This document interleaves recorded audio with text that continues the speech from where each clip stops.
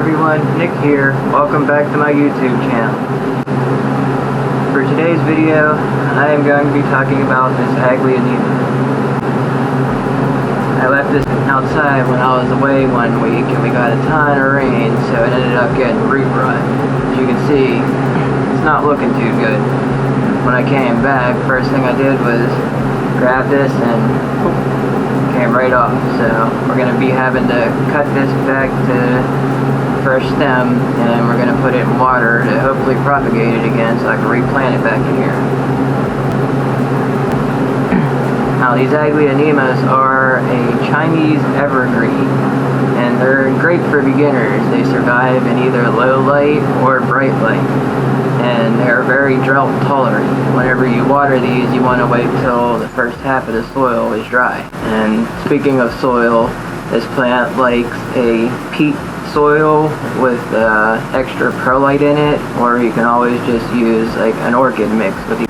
And these plants are poisonous to both humans and animals, and it also likes a humid environment, but it's great for an indoor plant too. I usually take mine outside and put it right off my porch for the summer. When I was going through my footage last night, I noticed I cut off the top half of my head, and I was sitting there talking to you, and all you could see was the bottom lip of my chin moving, and that was it.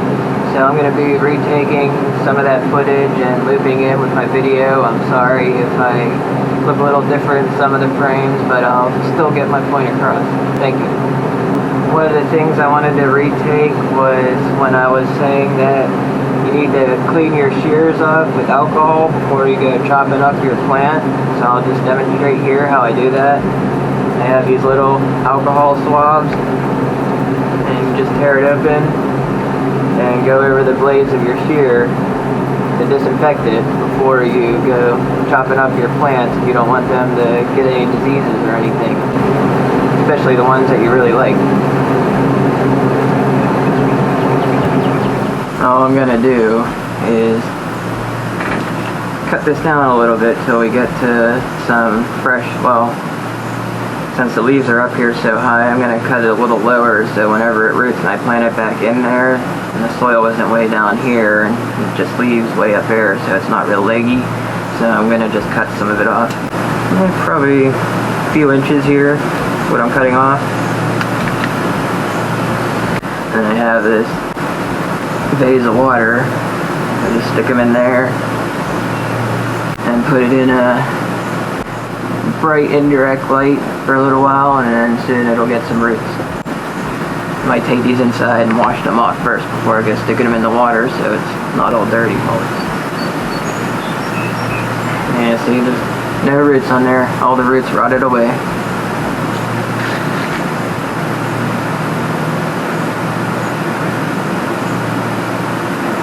These out of here, and also these two here, they're fine, they still have roots on them, but this one here, you can see it's getting kind of leggy.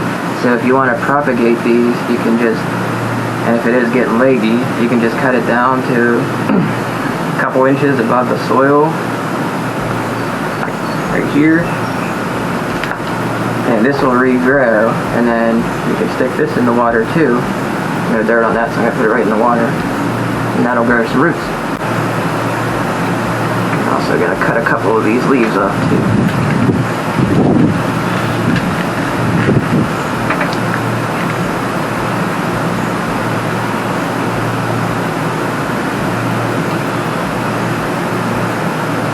Now this one is fine, but I think since I'm doing all these, I'm going to cut it down to a couple inches too, and stick the top part in some water to propagate.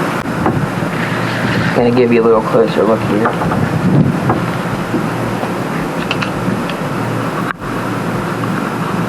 There we go.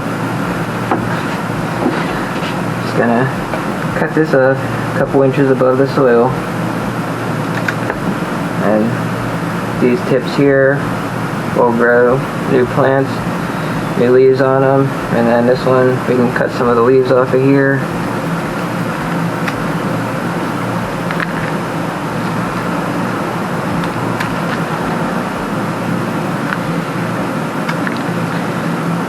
and stick it in the water to root too. That way you can even have multiple plants or just one big bushy plant.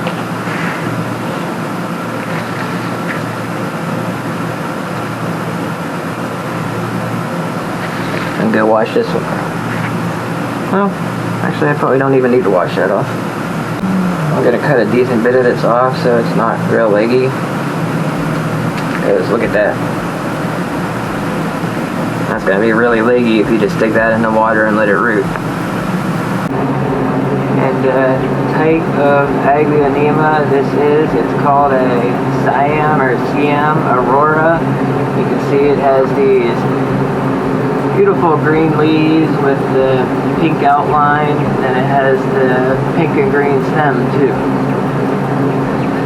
And while I'm at it too, I can show you when you keep these cuttings in water, you only need to have the bottom half of the base filled, maybe the bottom couple inches of the roots in the water, and that should be fine. And also, whenever you stick these in water to propagate, you want to cut off most of the leaves at top because you want it to put its energy into rooting down here instead of into the leaves. So I usually only leave maybe 1 or 2 on it at most. And I'm also going to be cutting these down a little farther because whenever they root and I plant them in there, they're going to grow, and I don't want it to get really leggy really quick, so I'm going to be cutting these down even further. And whenever you cut them, you see here these different marks, those are the nodes. You want to cut them right between, right in the middle of the node.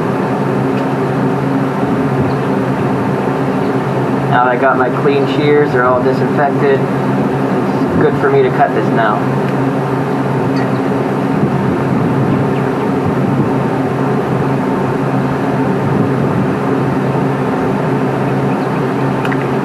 I cut it right in between the node again.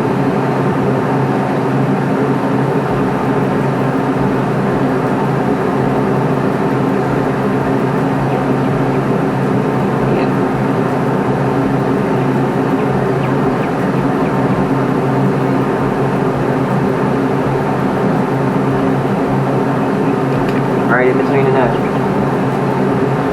I might let these sit out for a day or two just so the bottom of this will callus over before I put them in the water. I don't want it to end up rotting.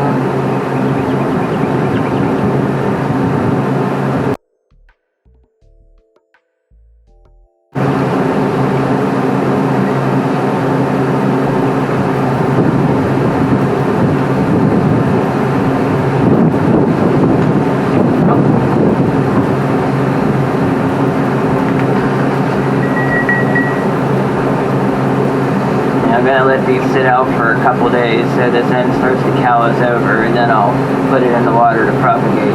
I had one at the other house that I just stuck in the water right away and it rooted. It didn't rot, but I think I might do that with these just in case.